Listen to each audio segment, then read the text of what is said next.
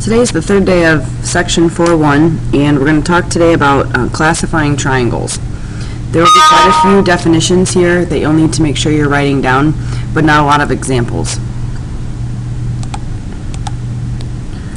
So we can classify triangles based on angles, and the four types of classifications are acute, right, obtuse, and equiangular.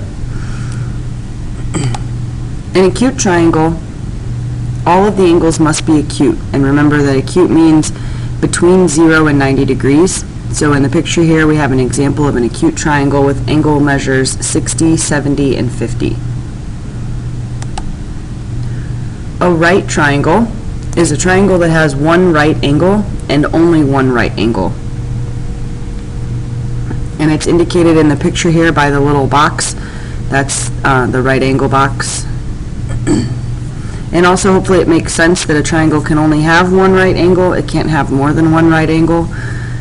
Since the angles of the triangle add up to 180, if we had two triangles, or two angles that were right, then you're already at 180 degrees, and there are no degrees left for the third angle.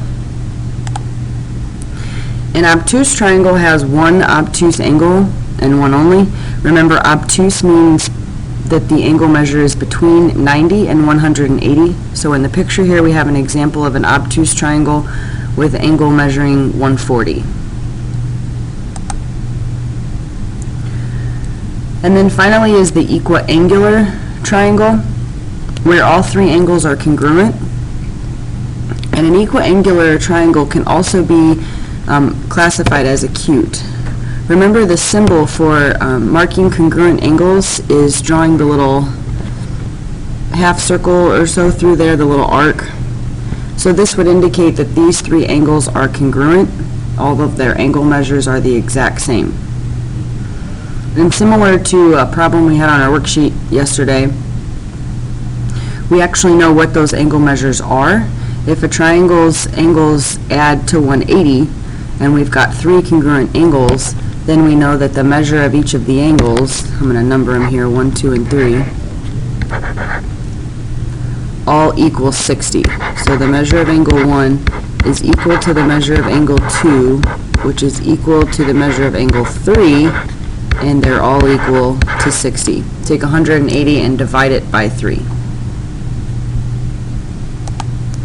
You can also classify triangles based on their sides. So the first triangle, or let me go back. So we have scalene, isosceles, and equilateral.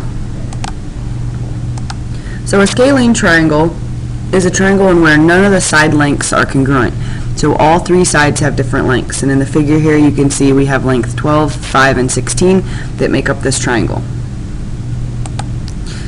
An isosceles triangle has at least two sides congruent.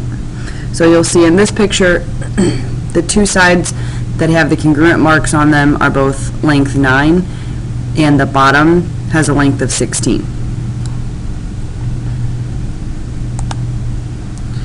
And then finally an equilateral triangle where all three sides must be congruent.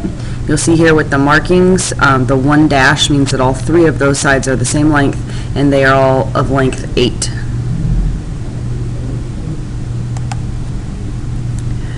There are a few parts of a right triangle that you need to know and be familiar with.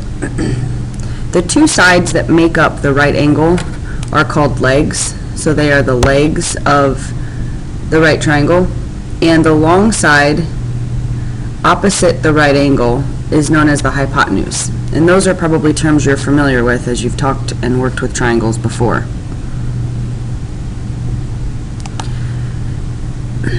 And then a corollary to the triangle sum theorem, remember the triangle sum theorem stated that the measures of all the angles add to 180. This states that the acute angles of a right triangle are complementary.